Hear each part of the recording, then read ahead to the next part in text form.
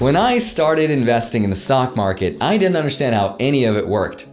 I still don't, but today we're going to learn exactly how. Now, I've always wondered, how do prices in the stock market change? I mean, I understand why they change. It's because people buy and sell stocks, so the prices change all the time, which makes sense, but who or what changes those prices? Is it a group of people on the stock exchange? Is it some committee of brokers somewhere? Or is it the supercomputer chip from Now You See Me Too that's actually from the movie? Maybe from the Four Horsemen? I don't know. Or is it some automated computer algorithm that does this automatically? And if it is automatic, how does it know what to change the price to? And more importantly, who controls this program? Man, it gets my lips chapped just thinking about this stuff, but I don't really have any chapsticks, so I'm just gonna make some right now. It has nothing to do with the video, but I promise it's gonna be good. All right. Chapstick, because we all need it from time to time. All right, now we can begin. Sorry about that. These are just some very basic stock market investing questions that I've had since forever ago. But believe it or not, even some professional investors are not able to answer what you are about to learn in this video.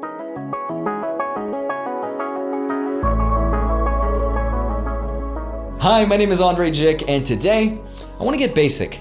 But before you dismiss this video and say something mean like, "This guy's just a financial guru who wants to say the obvious and then wants to sell you a course about stock market investing." I realize I say this in many videos, but just know ahead of time, at the end of this video, I have nothing to pitch to you, I have nothing to sell you, no courses, no free ebooks, and no hot Cheeto puffs. Get your own. Now, I realize that the personal finance and investing space is riddled with sketchiness and fly-by-night characters, so it comes with the territory, and it's no surprise that some people may dismiss me as some financial guru with ulterior motives to try to sell you a product. But you can put your guard down, because today I just want to entertain you, have some fun, and show you something new and interesting. Before the age of computers, there was something called floor trading. Now that still goes on today, but traders would come together in an exchange like the NYSE, or the New York Stock Exchange, located in New York City on 11 Wall Street, hence the term Wall Street. Now here, traders would come together and they would trade stocks or securities with each other using a really interesting method called the open outcry. This is what it actually looked like. It's really interesting. Let me demonstrate it for you. Hey John, I've got a stock here that I think could really excel. Excel? Excel? Sell? Sell? Sell? Sell? Sell? Sell? Sell? Sell? I can't take this anymore. I'm leaving. Goodbye. Goodbye? Goodbye? Goodbye? Goodbye? Goodbye? Goodbye? Goodbye? Goodbye? Goodbye? Goodbye? And that's how it was. Come on. That was pretty good. You gotta smash the like button for that one. Although I can't take full credit, that was heavily borrowed from a cartoon drawn by The Economist. And it's meant to illustrate something called market noise. It's the telephone game in real time, right? And people would make crazy decisions based on the rumors that they've heard. And the telephone game still exists today. It's just not quite as bad. But it's called market noise, and you wanna ignore it. But the reality is close to what you just heard me do. And that's when they would just shout at each other like, "I want 100 shares of Disney at $50 per share." And then somebody would shout back, "Sold 100 shares of Disney at $50 per share." And then they would write everything down in their little ledgers. They would meticulously, manually keep track of all of these things. And then at the end of the day, they'd come together and they would settle all of their transactions. And if you and I, the retail investor, wanted a piece of the action, we would call up our favorite broker and we would ask them, "Hey Bob, I want stock X at price Y," and then they would try to match up our offer with whoever was on the floor who was either buying or selling whatever it is that we had to offer. And that's how it worked for a very long time. Nowadays, everything is digital with apps like Webull, Get Your Free Stock, link below, and One Finance, get no free stocks, and Robinhood, get your free stock. Now, out of the interest of full disclosure, I am not sponsored or paid by any of these brokerages, but I do earn a small commission if you sign up and you use my link. So what determines the price of a stock then, now that it's all digital? I'm not talking about price as it relates to value, which is derived from things like earnings reports, PE ratios, and miscellaneous rumors and dividends and things like that. No, I'm specifically talking about the number that you and I see in the brokerage when we're checking a particular stock. How and why does it move up and down, and who controls that? Believe it or not, the price is nothing more than the last price that that stock or security was traded at.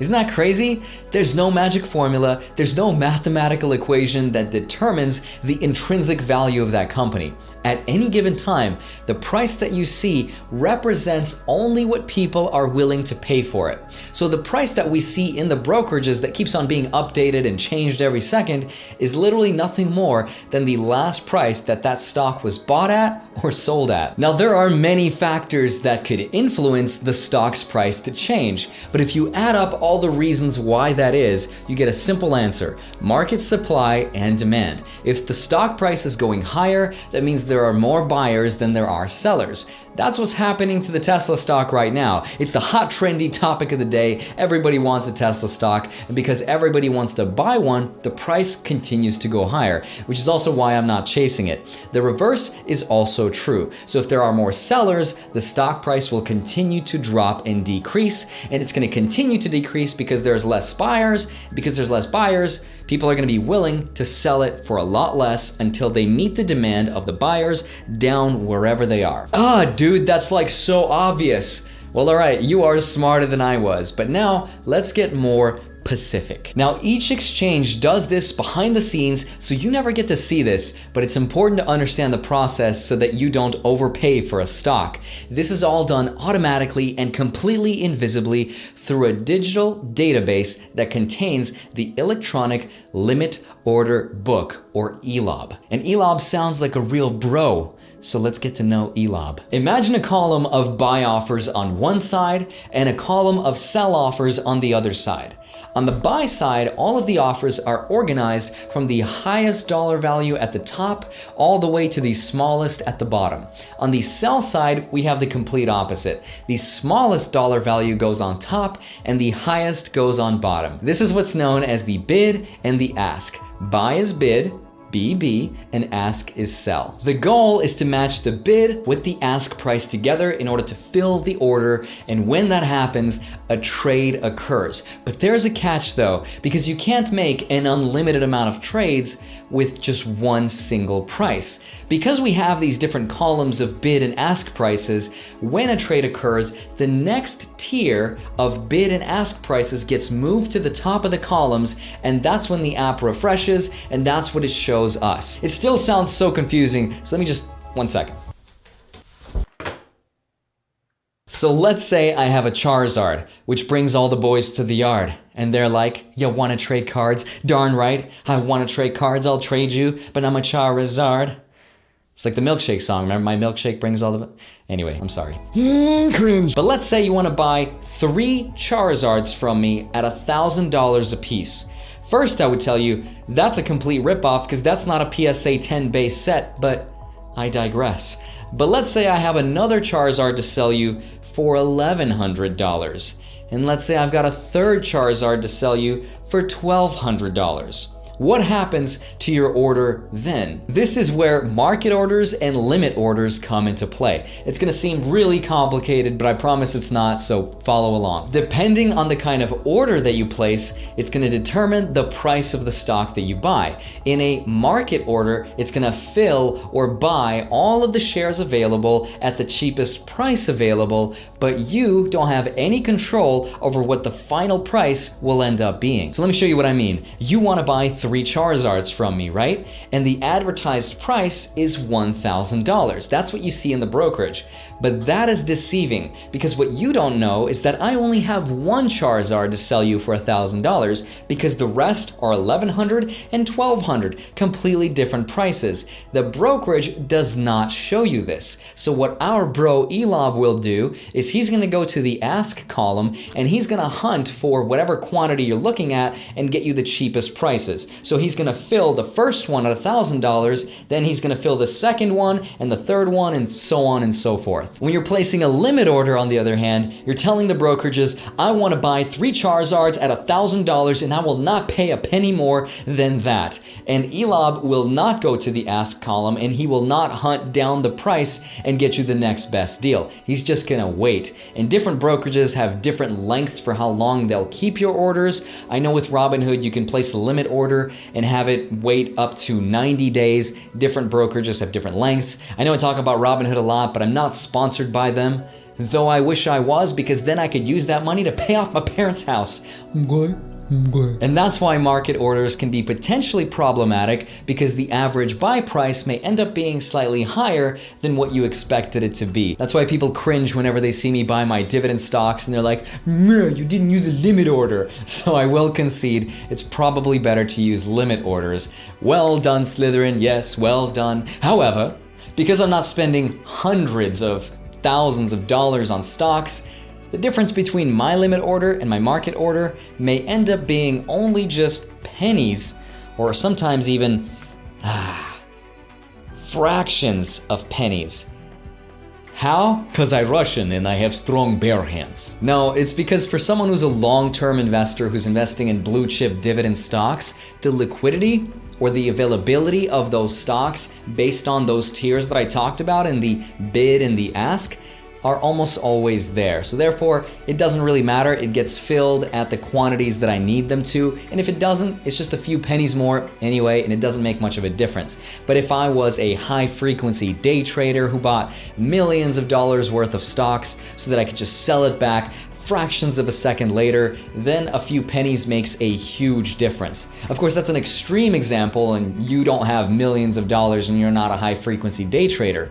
But a more realistic example is a day trader who might buy a few stocks at $100 at 9 a.m. and then wants to sell it back for $110 at 10 a.m. In that case, a market order might actually end up hurting them. But generally speaking, when investing in the stock market and buying stocks, it is good practice to get into the habit of using limit orders so that at least you can protect yourself from the technical glitches and errors that brokerages can and actually do make. So Elob, our bro, is actually you. You are responsible for why the stock prices fluctuate every single second. Retail investors, institutional investors, and everyone else who's involved is responsible. But Andre, couldn't stonk prices be manipulated? Well, cards can be manipulated, but the whole stock market? Yeah, the Federal Reserve actually tries by pumping more money into the system, and that certainly does not help. But individual companies, on the other hand, yeah, it's still possible. It's just harder the bigger they are. All I know is that I didn't know any of this stuff when I first started investing. I thought I had to make eBay listings for selling my stocks, and I was like, well, what if nobody wants to buy my stock? What happens then? So luckily, we live in a time where all of this stuff happens automatically and we don't have to pay attention to any of this stuff, and we don't even have to shout at each other. Amazing times. Love you. Enjoy the rest of your week. Thank you so much for watching my crazy videos. I know they can be crazy sometimes, but I really appreciate it. And I will see you guys all on Monday and Friday and Monday and Friday and so on and so forth. Bye-bye.